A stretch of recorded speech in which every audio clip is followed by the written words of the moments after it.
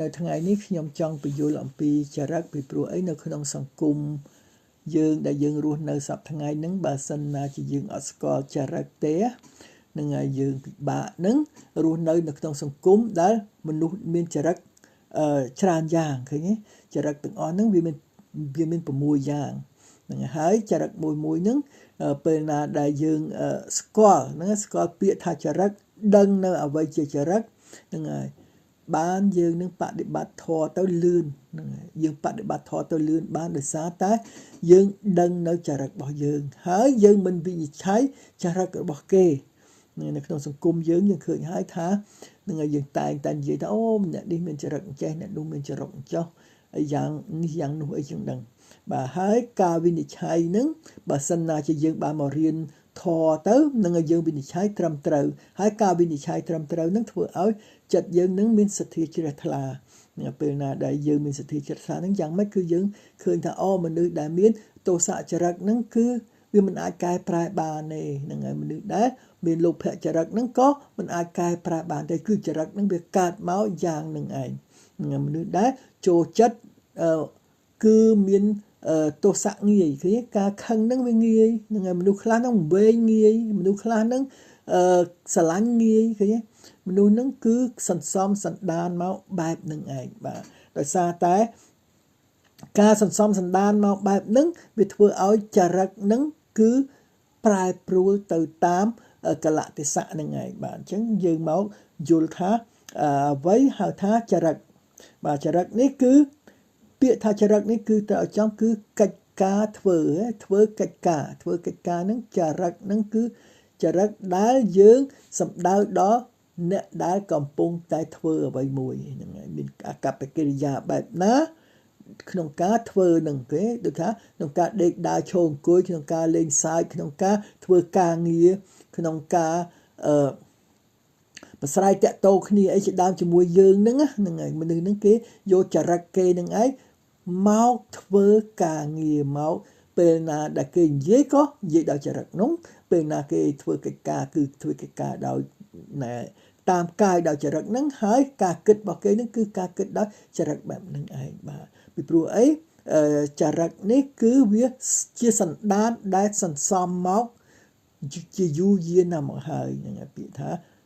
ចរិតនេះគឺពាក្យចរិតនេះនិយាយឲ្យចំគឺនិយាយឲ្យខ្លីគឺធ្វើ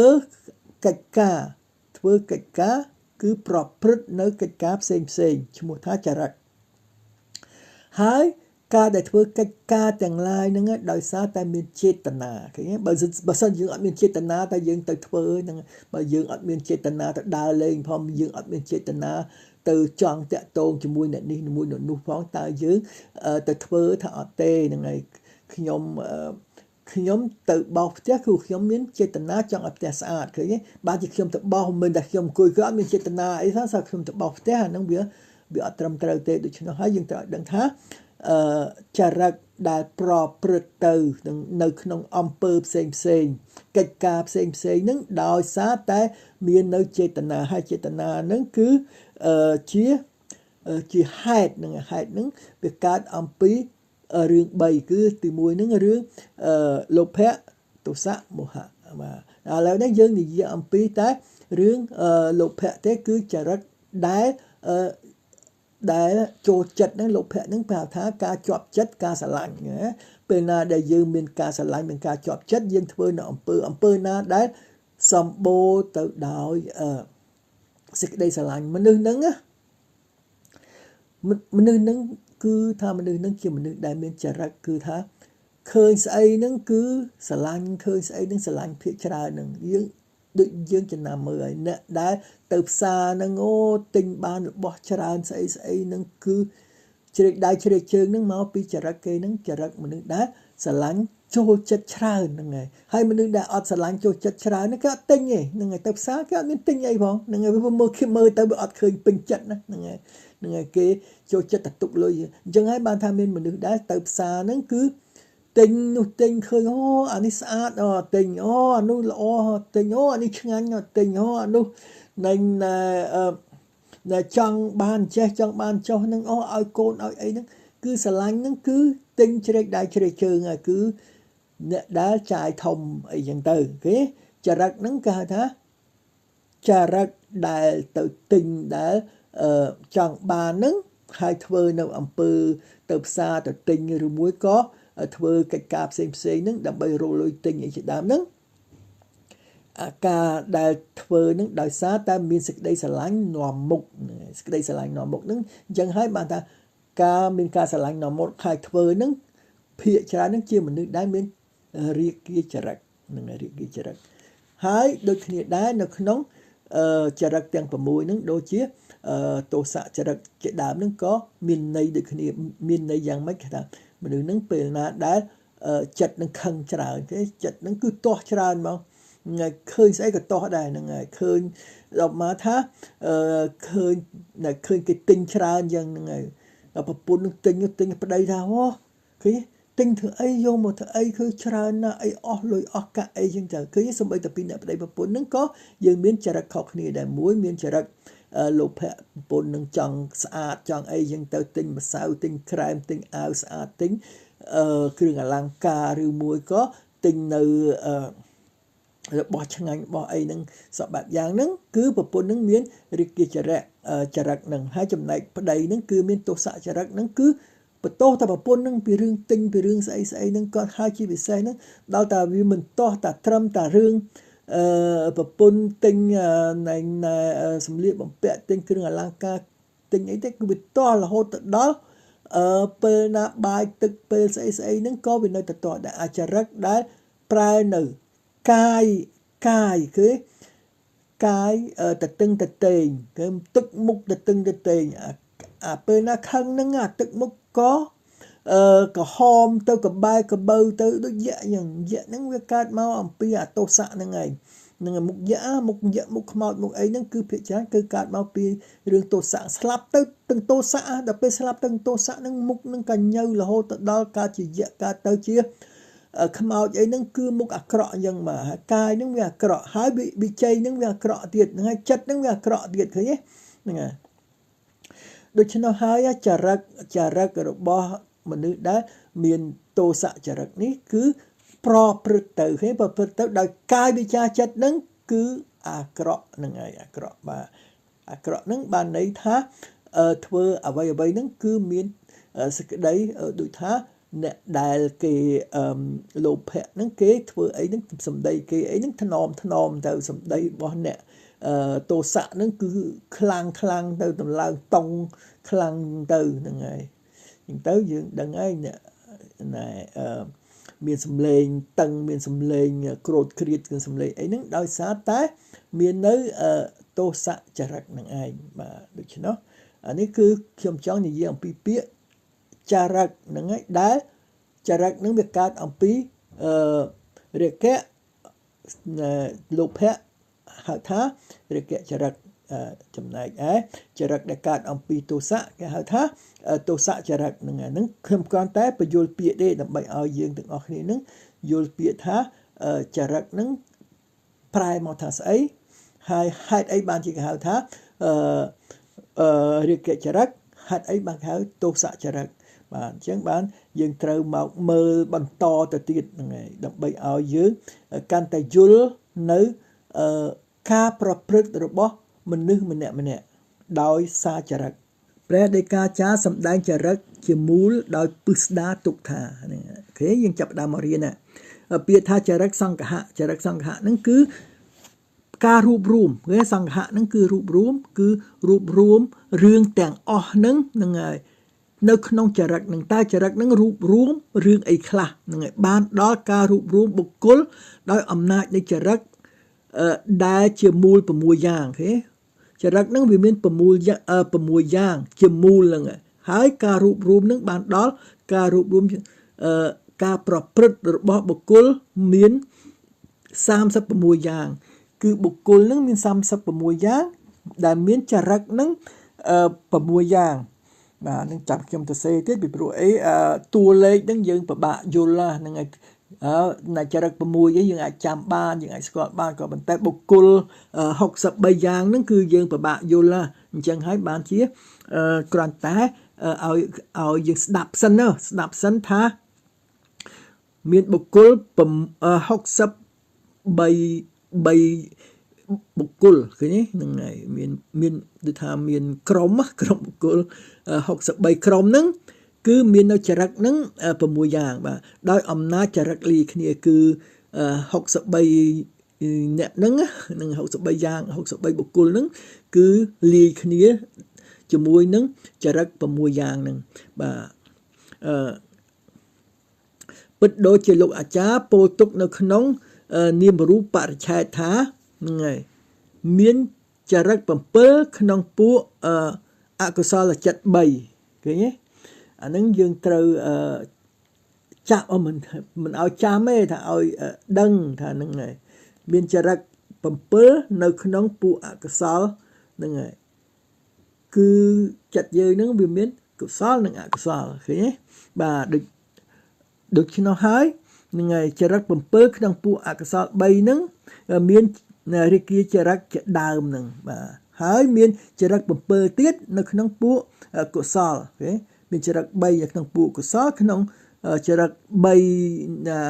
នៅក្នុងអកុសល3ហ្នឹងហើយលោភៈទោសៈមោហៈជាដើមហ្នឹងទៅបាទពោលដោយការលាយចូលគ្នាទាំងក្នុងចរិតមូល1ហ្នឹងហើយនឹងមូល2មូល3ឃើញគឺហេតុណាមូលហ្នឹងគឺហេតុហ្នឹងហើយខ្លះហ្នឹងហេតុដែលមានតែលោភៈទៅខ្លះហ្នឹងមានតែលោភៈហើយនឹងទោសៈទៅហើយមួយទៀតហ្នឹងមាន3បដ ாய் មានទាំងលោភៈទោសៈមោហៈហ្នឹងគឺថាដោយសារតែរឿងលោភៈទោសៈមោហៈហ្នឹងឯងបានវាកើតជារឿងចរិតនោះបាទហើយចរិតហ្នឹងគឺពួកខ្លះហ្នឹងវាមានហេតុតែមួយទេខ្លះនោះវាមានហេតុ2ខ្លះនោះវាមានហេតុ3បាទក្នុងហ្នឹងវាអត់មានអីពិបាកយល់ទេហ្នឹងហើយគឺពាក្យដែលត្រូវយល់នោះគឺយើងគ្រាន់តែយល់ឲ្យងាយហ្នឹងថាវាមូលហេតុដែលនាំឲ្យកើតចរិត6ហ្នឹងវាមានហេតុ3យ៉ាងហ្នឹងហើយវាមានហេតុ3យ៉ាងហើយនៅក្នុងហេតុ3យ៉ាងហ្នឹងវាមានបុគ្គលដែលបុគ្គល63នាក់ហ្នឹងគឺមានចរិតហ្នឹងវាលាយឡំគ្នានៅក្នុងហ្នឹងឯងបាទនេះក្នុងហ្នឹងអញ្ចឹងចាំខ្ញុំនឹងបំបែកចរិតហ្នឹងទៀតទៅនឹងឲ្យយើងនឹងស្គាល់នៅពួកចរិត6នៅក្នុងពួកបុគ្គល7ពួកចរិតរបស់មនុស្សហ្នឹងមាន6យ៉ាងទី1ហ្នឹងរាគាចរិតហ្នឹងគឺមានអរិយាបថអរិយាបថការធ្វើ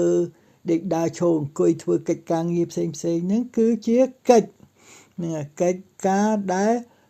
មនុស្សដែលមានចរិតនីមួយហ្នឹងធ្វើហើយកិច្ចការនឹងហើយវាបង្ហាញអំពីចរិតរបស់អ្នកដែលមានដូចជារោគាចរិតហ្នឹងគឺនឹងរាគាចរិតហ្នឹងគឺមានការសង្រួមក្នុងការប្រុងគឺតែងតែធ្វើអ្វីហ្នឹងគឺបានទៀងទាត់គឺស្រឡាញ់ការងារនឹងរាគាចរិតហ្នឹងគឺយើងត្រូវគិតទៅដល់ការងារដែលអ្នកដែលស្រឡាញ់ការងារហ្នឹងគឺចូលចិត្តការងារហ្នឹងធ្វើអ្វីហ្នឹងច្រើនតែនឹងឯតុបតែងលម្អឲ្យស្អាតហ្នឹងគឺអ្នកដែលមានរាគាចរិតហ្នឹងហើយក៏ប៉ុន្តែរឿងរាគាចរិតនេះគឺច្រើនតែមាននៅសេចក្តីសប្បាយច្រើនគឺមិនសូវមើងម៉ាត់ទេនឹងហើយលែកលក់ច្រើនអីជាដើមហ្នឹងពីព្រោះអ្នកចូលចិត្តសប្បាយនឹងហើយពេលណាដែលចូលចិត្តសប្បាយហ្នឹងគឺទី1ហ្នឹងគឺចូលចិត្តតុបតែងចូលចិត្តធ្វើល្អអញ្ចឹងទៅក៏ប៉ុន្តែជាមនុស្សដែល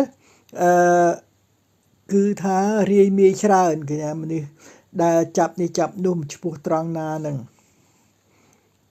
ហើយភោជនៈគឺអ្នកចូលចិត្តអាហារ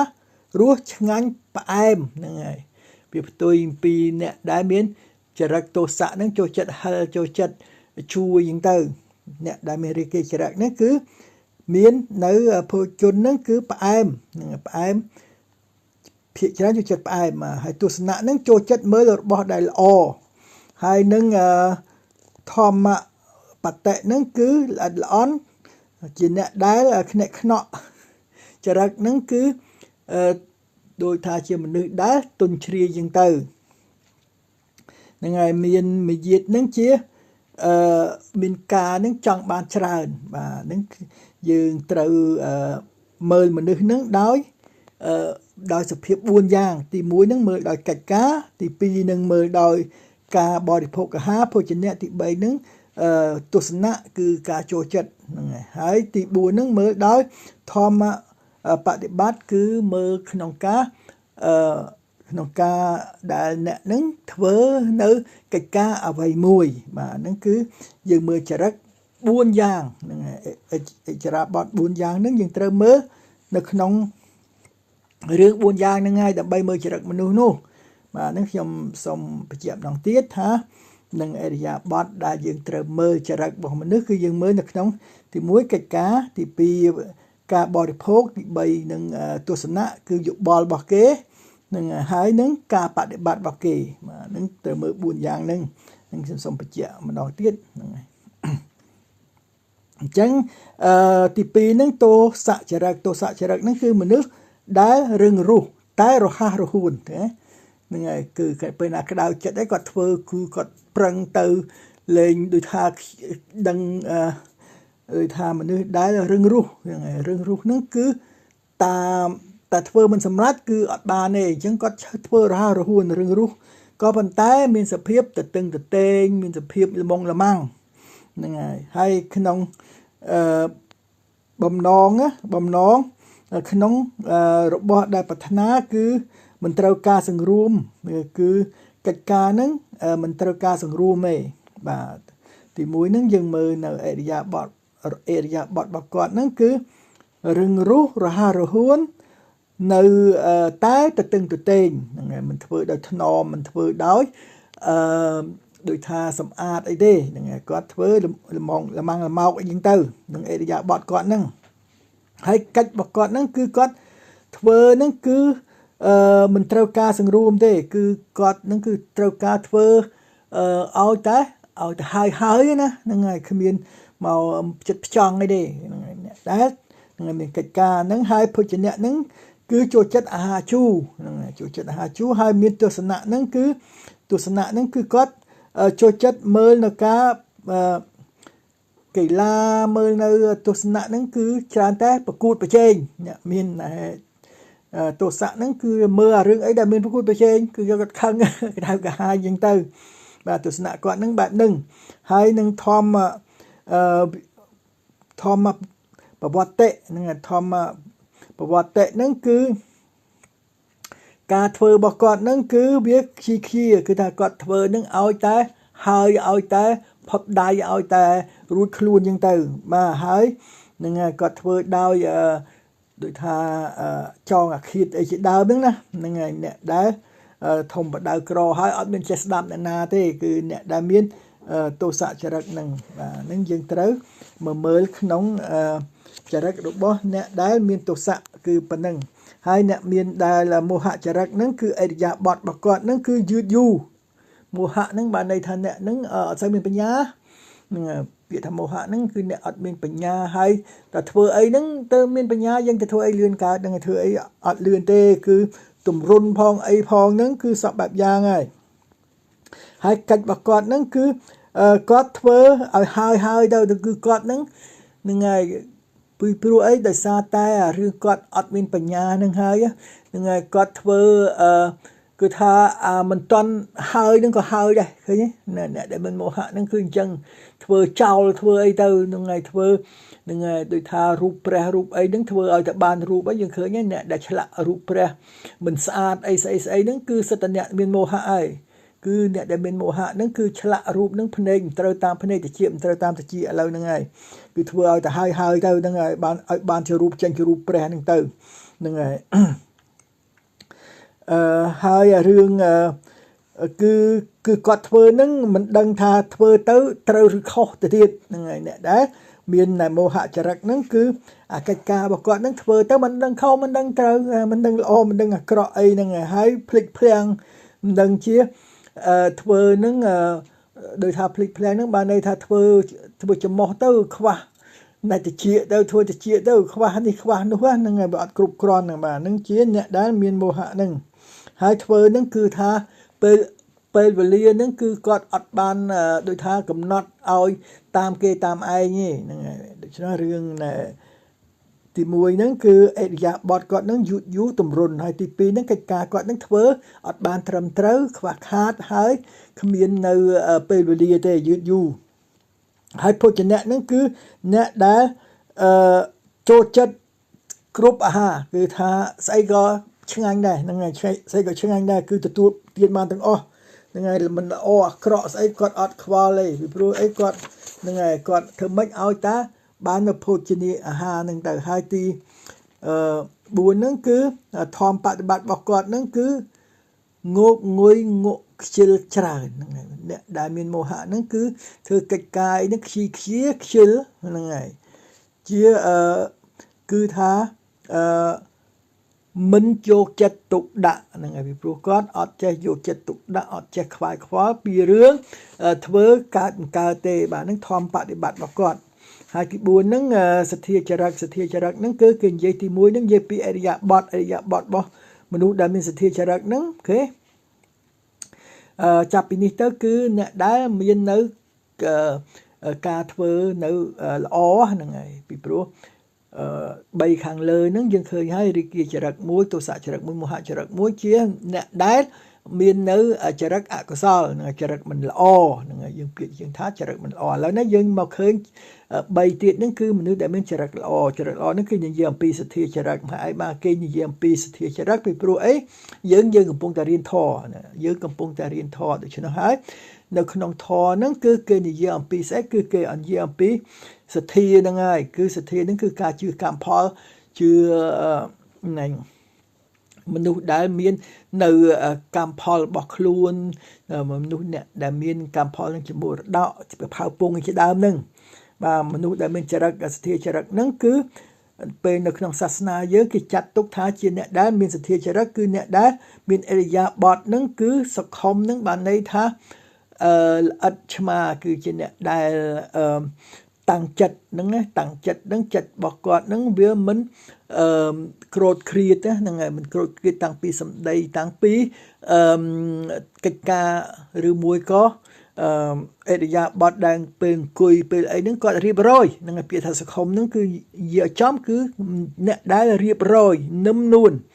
នឹងអរិយាបថគាត់ហ្នឹងមើលទៅគឺអ្នកមានសទ្ធាហ្នឹងគឺអ្នកដែលនឹមនួនអ្នកដែលមានអរិយាបថនឹងសង្រួមអីជាដើមអរិយាបថអ្នកមានសទ្ធាចរិតហ្នឹងគឺអរិយាបថដែលសង្រួមអរិយាបថហ្នឹងថ្លៃថ្នូរអរិយាបថហ្នឹងមមតំនឹងអរិយាបថហ្នឹងមាននៅអរិយាបថដែលផ្ចិតផ្ចង់ជាដើមហ្នឹងបាទហើយកិច្ចការទី2ហ្នឹងគេនិយាយពីកិច្ចការគឺខ្វល់ខ្វាយនៅក្នុងការធ្វើបុណ្យកុសលហ្នឹងហើយរឿងធ្វើល្អហ្នឹងគឺគាត់ធ្វើអ្វីហ្នឹងគឺគិតទៅដល់បុណ្យហ្នឹងគិតទៅដល់បុណ្យបានន័យថាកិច្ចការគាត់ភាកច្រើនហ្នឹងហើយភាកច្រើនគឺចេតនាធ្វើបុណ្យហ្នឹងហើយចេតនាឲ្យបានចម្រើនចេតនាជៀសវាងនៅរឿងអាក្រក់ជាដើមហ្នឹងហៅថាអ្នកមានសទ្ធាហ្នឹងទី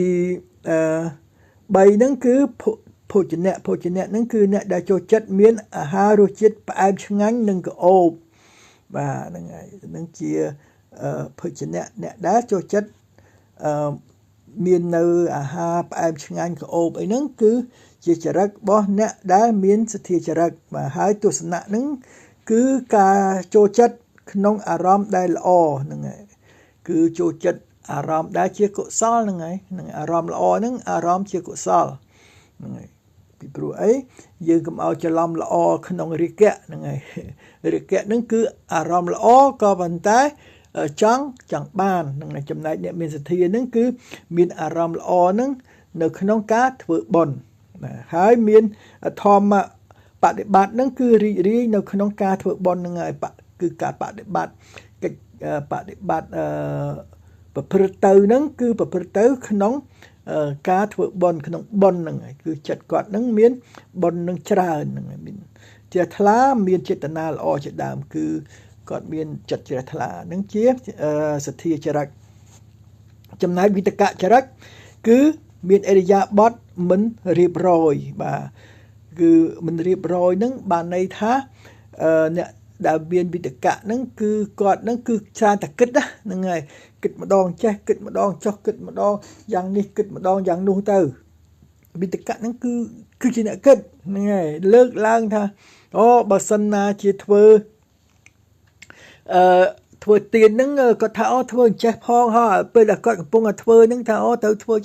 អញ្ចឹងគឺថាឲ្យតែគាត់គិតឃើញអីគាត់ធ្វើហ្នឹងអញ្ចឹងហើយបានវាមិនរៀបរយនោះពីព្រោះរៀបរយវាត្រូវទៅតាម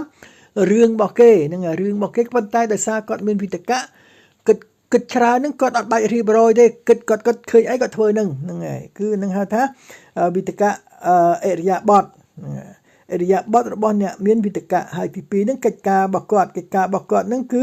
មិនមានលក្ខខណ្ឌអីត្រឹមត្រូវទេគឺគាត់ពេលណាដែលគាត់គិតឃើញអីគាត់ធ្វើហ្នឹងហើយហ្នឹងគឺអ្នកដែលមានវិតកៈច្រើនហ្នឹងគឺច្រើនតែគិតនឹងគិតរឿងអីគាត់ធ្វើរឿងហ្នឹងបាទការងារគាត់ហ្នឹងគឺមានលក្ខខណ្ឌអីធំដុំទេនឹងគេថាអូអានេះទៅធ្វើមុនអានេះទៅធ្វើក្រោយអីគឺអត់ទេគាត់នឹកឃើញអីគាត់ធ្វើហ្នឹងហើយអរិយាបថហ្នឹងក៏គាត់ដូចគ្នានឹងពេលណាគាត់គិតឃើញរឿងអីហ្នឹងក៏គាត់គិតធ្វើអរិយាបថហ្នឹងទៅនឹងគាត់អត់មានថាអរិយាបថដាក់ការដេកដើរឈរអង្គុយហ្នឹងវាអត់មានថាអូអ្នកឯងទៅអង្គុយហើយបានឈរហើយបានដេកអីចឹងទេអត់មានការរៀបរយចឹងទេគឺគាត់ពេលណាគាត់ដេកទៅពេលណាគាត់ឈរទៅពេលណាគាត់អង្គុយទៅហើយគាត់ធ្វើការទៅនឹងអរិយាបថគាត់ហ្នឹងវាអត់រៀបរយបានន័យថាវាអត់សង្រួមដូចអ្នកដែលមានសទ្ធាដែលជាអ្នកដែលសង្រួមនៅក្នុងអរិយាបថហើយនៅក្នុងភោជនគឺអ្នកមានវិតកៈចរិតហ្នឹងរសជាតិអាហារហ្នឹងគឺក៏មិននឹងណូដែរគឺគាត់គិតឃើញអីគាត់ហូបនឹងហើយគាត់អត់មានថាពេលខ្លះគាត់ចង់ហិលដាក់ម្ទេសទៅពេលខ្លះគាត់ចង់ជូរថែមម្ជូរទៅពេលខ្លះគាត់ចង់ផ្អែមថែមស្ករទៅហ្នឹងអត់ដូចអ្នកដែលមានចរិតសទ្ធាចរិតទេអ្នកមានសទ្ធាចរិតហើយនឹងអ្នកដែលមានរាគីចរិតហ្នឹងចូលចិត្តផ្អែមហ្នឹងចូលចិត្តផ្អែមហើយអ្នកមានសទ្ធាហ្នឹងថែមក្អូបមួយទៀតបាទហ្នឹងជាភោជនៈដែលជនដែលមានចរិតនីមួយហ្នឹងគឺចូលចិត្តរសផ្អែមចូលចិត្តរសជូរចូលចិត្តរសណែប្រៃយ៉ាងទៅបាទហិលយ៉ាងទៅបាទដូច្នេះហើយរឿងវិតកៈចរិតនេះគឺភោជនគាត់ហ្នឹងគឺអត់មាននឹងណូទេស្អីក៏បានដែរហ្នឹងហើយតាមតែគាត់នឹកឃើញចង់ហ្នឹងហើយទស្សនៈរបស់គាត់ហ្នឹងគឺឃើញតាមពួកគេច្រើនគឺអ្នកវិតកៈចរិតហ្នឹងគឺហ្នឹងហើយទៅតាមពួកដែលមានអ្នកដែលគិតដូចគ្នាហ្នឹងហើយអ្នកដែលមានធាតុដូចគ្នាហ្នឹងគាត់ចូលចិត្តទៅតាមគេតាមឯងហ្នឹងទៅហ្នឹងហើយហើយអ្នកដែលមានវិតកៈចរិតនេះមានធម្មបដិបត្តិហ្នឹងគឺសេចក្តីរីមាយគឺមិននឹងណូគឺថាគឺការបដិបត្តិរបស់គាត់ហ្នឹងគាត់ធ្វើនេះម្ដងធ្វើចាប់នេះចាប់នោះមិនឈ្មោះត្រង់ណាហ្នឹងហើយគាត់ធ្វើកិច្ចការនេះមួយហើយទៅហ្នឹងហើយអញ្ចឹងទៅគាត់នឹកឃើញធ្វើកិច្ចការមួយទៀតទៅគាត់ទៅលាក់កិច្ចការមួយហ្នឹងគាត់ធ្វើមួយទៀតទៅហ្នឹងអ្នកវិតកៈហ្នឹងគឺបានន័យថាអ្នកដែលចូលចិត្តគិតច្រើនហ្នឹងហើយគិតច្រើនលើករឿងច្រើនមកហ្នឹងហៅថាវិតកៈចរិតហើយទី6ហ្នឹងគឺពុទ្ធិចរិតហ្នឹងហើយពុទ្ធិចរិតហ្នឹងពុទ្ធិហ្នឹងប្រែថាអ្នកដែលត្រាស់ដឹងហ្នឹងហើយអ្នកដែលត្រាស់ដឹងគឺចរិតរបស់អ្នកដែលយល់ត្រឹមត្រូវយល់ល្អយល់អីហ្នឹងយើងនិយាយថាអ្នកត្រាស់ដឹងហ្នឹងក៏គឺជាកិច្ចចុងក្រោយទេប៉ុន្តែពុទ្ធិហ្នឹងគឺជាអ្នកដែលបានរៀនសូត្របានចេះដឹងច្រើនហ្នឹងអរិយាបថរបស់គេហ្នឹងគឺរហ័សរហួនឃើញណាហ្នឹងហើយគឺអរិយាបថរបស់គេហ្នឹងគឺមិនស្ពឹកអីទេគឺថាមិនសូវសង្រួមមិនអីទេអារឿងសង្រួមហ្នឹងវាសង្រួមមកក៏ប៉ុន្តែសង្រួមខ្លះហ្នឹងគឺដើរហ្នឹងគឺមិនរហ័សរហួនដូចអ្នកដែលមានពុទ្ធិចរិតទេអ្នកពុទ្ធិចរិតហ្នឹងគឺគេសង្រួមហើយគេរហ័សរហួនទៀតបាទហ្នឹងហើយកិច្ចការងារគេហ្នឹងគឺឆាប់យល់ឆាប់ចូលចិត្តហ្នឹងគឺអ្នកដែលពុទ្ធិចរិតហ្នឹងគឺអ្នកមានបញ្ញាហ្នឹងហើយទៅថាព្រោះពុទ្ធិហ្នឹងការត្រាស់ដឹងតតែមានអ្នកមានបញ្ញាដូច្នេះអ្នកមានបញ្ញាធ្វើកិច្ចការអ្វីៗហ្នឹងគឺត្រឹមត្រូវល្អបានដូចថាឥតខ្ចោះណាហ្នឹងហើយកិច្ចការរបស់អ្នកពុទ្ធិចរិតហ្នឹងគឺធ្វើអ្វីមួយហ្នឹងផ្ចិតផ្ចង់ត្រឹមត្រូវឥតខ្ចោះបាទហើយភោជនៈហ្នឹងគឺជាអ្នកចូលចិត្តរសជូរប្រៃល្វីហិល នឹងហើយគឺអ្នកដែលមិនសូវចូលចិត្តណែផ្អែមទេនឹងហើយចូលចិត្តរឿងក្រៅពីផ្អែមហ្នឹងហើយអញ្ចឹងបានថាអ្នកពុទ្ធិចរិតហ្នឹងចូលចិត្តអាហារដែលមិនមិនចូលចិត្តតែផ្អែមទេផ្អែមអ្នកណាក៏ចូលចិត្តហើយក៏ប៉ុន្តែអ្នកដែលមានពុទ្ធិចរិតហ្នឹងគាត់ចូលចិត្តតែល្មមទេប៉ុន្តែគាត់ចូលចិត្តរឿងរសជាតិហ្នឹងប្រៃជូរល្វីងហិលហ្នឹងគឺជាអាហារដែលមិនមានទោសឃើញទេនឹងភាគច្រើនគឺអាហារដែលមិនមានទោសហ្នឹងសូម្បីតែយើងប្រៃច្រើនក៏មិនកើតដែរជូរច្រើនក៏មិនកើតដែរក៏ប៉ុន្តែអាហារដែលមានទោសហ្នឹងគឺច្រើនតែប្រៃហើយនឹងផ្អែមបាទអញ្ចឹងហើយបាននៅក្នុងនេះគេនិយាយថាអ្នកដែលមានពុទ្ធិចរិតហ្នឹងចូលចិត្តភោជនាហារដែលមិនមានទោសហើយទី3ហ្នឹងគឺទស្សនៈហ្នឹងគឺចូលចិត្តមើលអ្វីដែលប្រកបដោយបញ្ញាគឺមាននៅប្រយោជន៍ហ្នឹងហើយដូចជាអ្នករិគាចរិតអីមើលអីក៏ដោយឲ្យតែសบายឲ្យតែអញសบายគឺអត់មានដឹងថានឹងមានប្រយោជន៍ទេហ្នឹងហើយហ្នឹងដូចអបមាថាគាត់ធ្វើកិច្ចការហ្នឹងក៏ធ្វើយ៉ាងម៉េចឲ្យតែកិច្ចការហ្នឹងសบายក៏ធ្វើហើយហ្នឹងហើយអាហ្នឹងអ្នកដែលរិគាចរិតអាចចំណែកអ្នកដែលមានពុទ្ធិចរិតនេះគឺទស្សនៈរបស់គេហ្នឹងគឺរឿងតែប្រយោជន៍ទេគឺថាធ្វើអីឲ្យវាមានប្រយោជន៍ហ្នឹងហើយប្រើបញ្ញាពិចារណាហ្នឹងរកប្រយោជន៍ហ្នឹងហើយធម្មបដិបត្តិហ្នឹងគឺចូលចិត្តស្វែងរកនៅសេចក្តីដឹងយើងធ្វើអីមួយហ្នឹងគេដឹងថាអូគេធ្វើនេះវាបានហេតុវាមានហេតុមានផលឃើញទេចំណែកអ្នកដែលមានវិតកចរិតហ្នឹងគឺថាគាត់ធ្វើអីហ្នឹងធ្វើ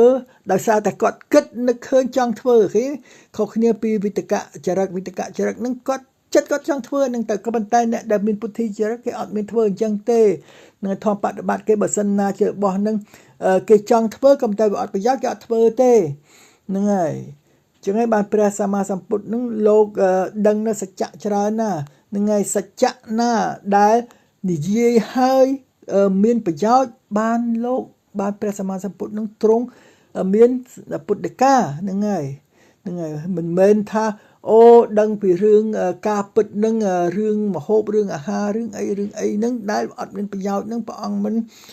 ទ្រង់មិនបដិបត្តិទេគឺមិនប្រាប់យើងទេដូច្នោះហើយ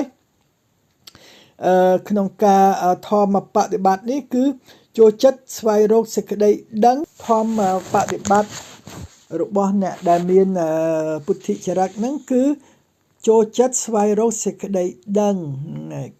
បដិបត្តិធ្វើអ្វីមួយហ្នឹងគឺធ្វើដឹងមានហេតុមានផលមានប្រយោជន៍អាហ្នឹងបានអ្នកដែលមានពុទ្ធិចរិតហ្នឹងបដិបត្តិហ្នឹងហើយមានខន្តីមានការអត់ធន់មានបញ្ញាជាហេតុផលនឹងចូលចិត្តប្រកបធ្វើការងារក្នុងកុសលក្នុងរបស់ដែលធ្វើឲ្យចម្រើនបាទហ្នឹងចរិត6ហ្នឹងគឺមានយ៉ាងនឹងអញ្ចឹងយើងត្រូវចងចាំថាក្នុងការចង់ដឹងចរិតអ្នកណាម្នាក់ហ្នឹងហើយយើងចង់ដឹងចរិតអ្នកណាម្នាក់ហ្នឹងយើងត្រូវមើលរបស់5យ៉ាងទី1ហ្នឹងមើលអរិយាបថគេហ្នឹងគឺការដេកដើរឈរអង្គុយរបស់គេហ្នឹងយ៉ាងម៉េចទី2ហ្នឹងកិច្ចការរបស់គេហ្នឹងយើងពិនិត្យពិច័យមើលតើមានទោសឬអត់ទោសអីជាដើមហ្នឹងគឺកិច្ចការដែលរីមាយកិច្ចការដែលមាំមួនកិច្ចការដែលធ្វើដោយបញ្ញាអីហ្នឹងមកចត់អីជាដើមហ្នឹងឃើញ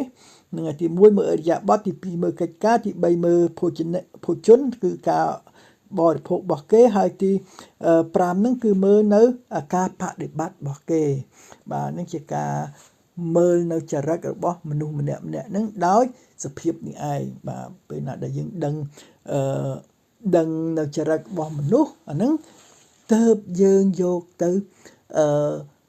វិនិច្ឆ័យគេបានគេវិនិច្ឆ័យមនុស្សម្នាក់ហ្នឹងគេមិនមែនវិនិច្ឆ័យត្រឹមតែឃើញអរិយាបថមួយយើងវិនិច្ឆ័យគេបាត់ហើយតើអូណែឃើញនេះឯងមើលវាអង្គុយវា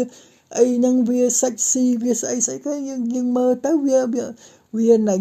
វិនិច្ឆ័យគេហ្នឹងដោយអត់មើលនៅរបស់5យ៉ាងតើតែយើងមើលរបស់5យ៉ាងហ្នឹងហើយបានយើងវិនិច្ឆ័យបានបាទដូចខ្ញុំជម្រាបមកខាងលើហ្នឹងហើយចំពោះយើងវិញយើង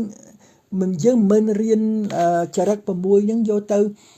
វិនិច្ឆ័យគេទេណានឹងហើយយើងរៀនចរិត6នឹងដើម្បីឲ្យយើងនេះរៀនសូត្រធ្វើចរិតនឹងឲ្យវាល្អត្រឹមត្រូវមកឃើញទេព្រោះយើងពីព្រោះយើងដឹងថាចរិតទី1នឹងគឺរាគចរិតនឹងបែបណាទី2នឹងទោសចរិតនឹងបែបណាទី3មោហចរិតនឹងបែបណាឃើញទេពួក3នឹងគឺចរិតដែលមិនល្អហើយចរិតល្អ3នឹងគឺមានស្អីគឺសទ្ធាចរិតមួយបែបណាពុទ្ធិចរិតមួយបែបណាហើយនឹងវិតកចរិតមួយនឹងបែបណាឃើញទេពួកដែលមានសទ្ធាមានវិតកមាននៅពុទ្ធិចរិតហ្នឹងហើយសទ្ធាចរិតវិតកចរិតពុទ្ធិចរិតហ្នឹងគឺ3ហ្នឹងគឺល្អបាទល្អហើយមនុស្សមិនដែលមានសេចក្តីល្អហ្នឹងទាំងស្រុងទេអញ្ចឹងហើយបានគេចាត់ចូលរាគចរិតមួយហ្នឹងគឺបញ្ចូលមកនៅក្នុងចរិត6ហ្នឹងហើយ6ហ្នឹងគឺរាគចរិតដែលប្រកបទៅដោយអាក្រក់ផងល្អផងឃើញទេហ្នឹងហើយរាគៈជាមួយនឹងទោសៈជាមួយនឹងមោហៈយ៉ាងទៅរាគៈហ្នឹងទោសៈហ្នឹងជាមួយមោហៈជាមួយសទ្ធាយ៉ាងទៅហើយរាគៈទោសៈជាមួយនឹងវិតកៈយ៉ាងទៅបាទគឺ3ហ្នឹង7ដង3 7ដងវា63យ៉ាងហ្នឹងហើយអញ្ចឹងចរិតមួយហ្នឹងគឺវាលាយគ្នាអាហ្នឹងយើងត្រូវឲ្យចាំថា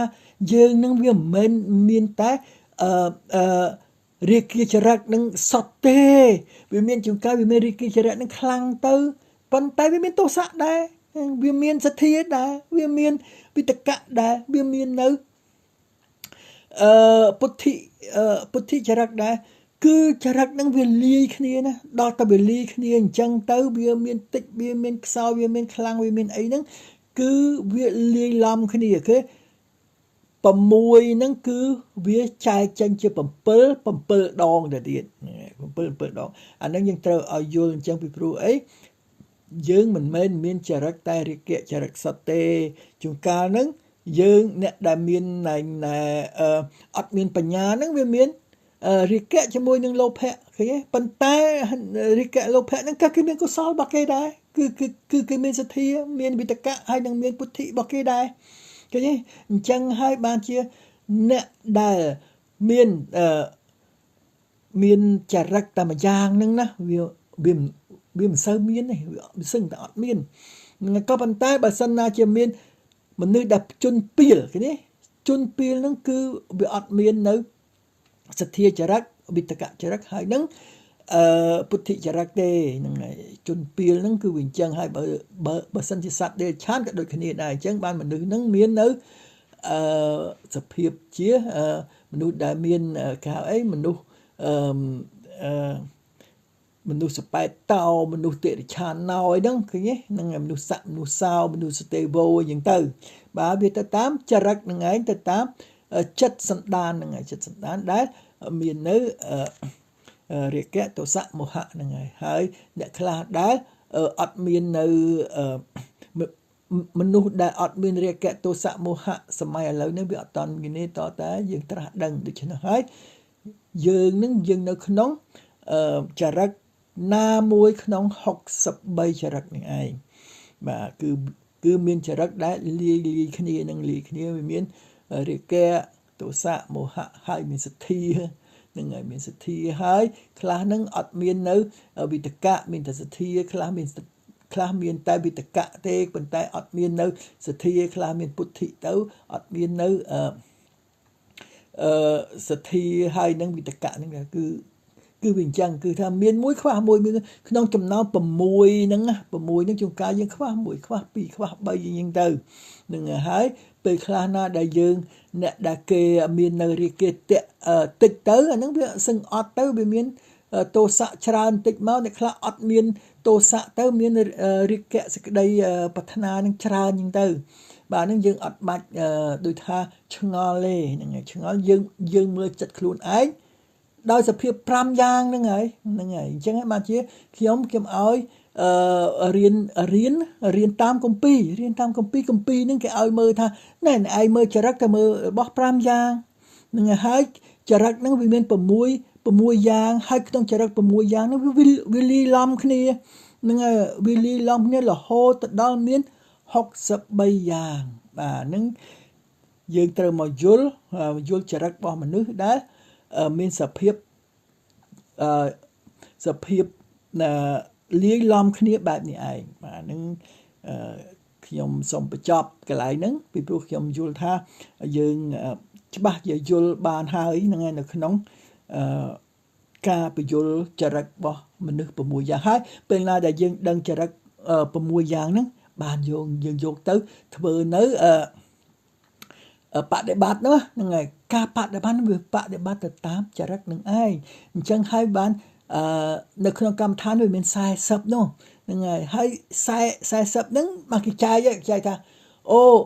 ណែពុទ្ធណែឯងមានរីកចរិតច្រើនហ្នឹងដែលទៅយកកម្មដ្ឋាននេះហ្នឹងហើយរីកចរិតច្រើនហ្នឹងដែលមើលអសពទៅហ្នឹងហើយមើលអសព10ហ្នឹងគឺត្រូវមាច់អ្នកដែលមានរីកចរិតហ្នឹងហើយតិចអ្នកឯងមានរីកចរិតហើយអ្នកឯងស្អីទៅមើលណែទេវតាអីណាហ្នឹងគឺអាហ្នឹងទៅហើយហ្នឹងគឺលេងដោយថាឲ្យកើតនៅសេចក្តីសង្វេគឬឲ្យកើតនៅត្រៃលក្ខអីមើលមិនឃើញទេហ្នឹងហើយដូចរឿងមួយដែលព្រះសារីបុត្រហ្នឹងលោកមានអន្តេវាសិករបស់លោកហ្នឹងគឺភិក្ខុហ្នឹងគឺ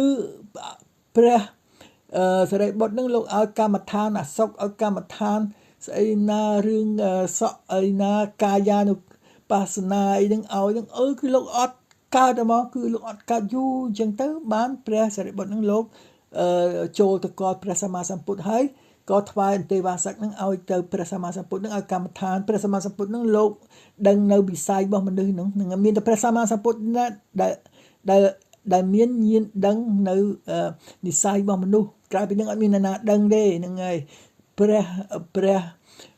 អគ្គសាវកអីក៏អត់ដឹងដែរមានតែព្រះសម្មាសម្ពុទ្ធទេដែលមានញាណហ្នឹងហើយលោកមើលទៅឃើញបរិះនេះធ្លាប់ជាងមាស